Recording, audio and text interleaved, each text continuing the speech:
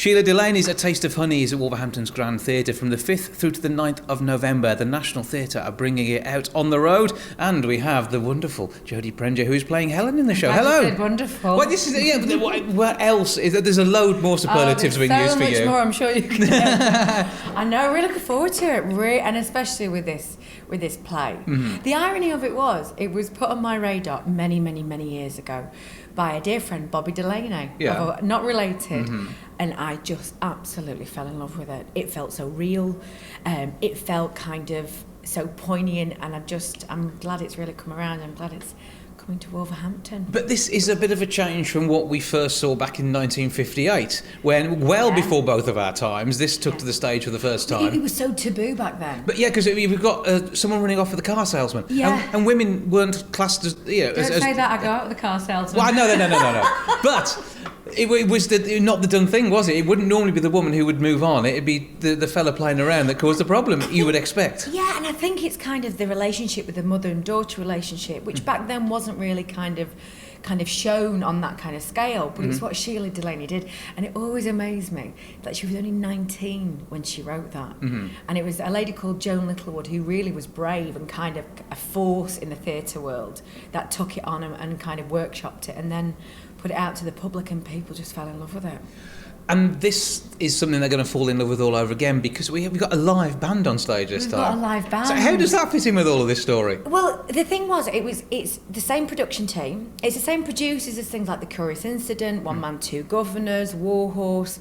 And this production was done at the National with the same team in 2014. Mm-hmm. But they are really kind of revamping it. They're making it as relevant as it was in the 1950s as it could be today. Mm-hmm. And there's going to be a jazz band. It's going to focus on folk music, kind of jazz music, and we've had a workshop which was amazing.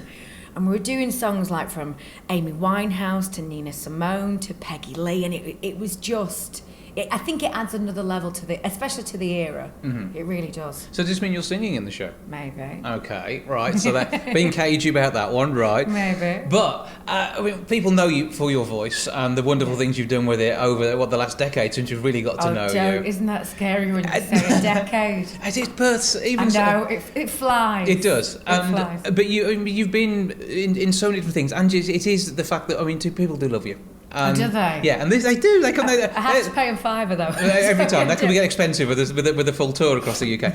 But what is it like being on the receiving end of that? Because it must be great when you're going to see a show, and there are people waiting at stage door for you, aren't they? Every night. I know it's lovely. Do you know it still shocks me to this day, because I just think I just get to do what I love, and that's theatre. And like with Taste of Honey, I get to do a play that I adore. So I'm really looking forward to it, and it's lovely. I love having a chatter at stage door, but I am still shocked. It does shock me. Mm-hmm. So it's just me. And I think that's probably part of the joy of it, because people know they're just getting you, and there's no airs and graces really, are there? No. That is the way it is. Okay, so the tour, we talked about the show. Yeah. What else is special about this for you? Is it the team you talked about? It's the team that we're going to be working with. Really excited about that. I know some of the cast hasn't been released, but I know, and they are very, very talented people, as are the crew. But it's just, for me, I remember going in for the meeting about the show, and it's very close to my heart, this, because I said, listen, I'm coming in, I'm just going to read as my nan, and the part of Helen, how she talks, and when they're doing like, I do look at that, it is my nan. And my nan was from Manchester, was from my side, and it's the kind of the strength and the pride of the people, and that northern warm humour, yet tender, and the fight.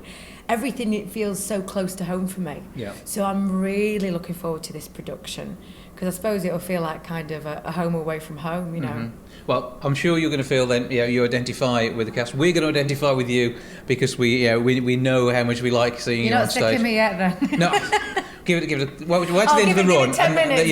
Then we'll see how it goes. No, you're going to be absolutely fantastic. We will absolutely love it all. As I say, it's the National Theatre bringing A Taste of Honey to Wolverhampton's Grand between the 5th and the 9th of November. Book your tickets now, 01902 429212 for the box office, or online at grandtheatre.co.uk. You're good at remembering numbers, aren't you? It's also written behind us. It's quite. Oh yeah, that's true. That helps. Right. Jodie, lovely to have a chat with you. Break a leg. Have a great time with the show, and we look forward to seeing you on stage at the Grand again. Thank you very much for having me. Thank you.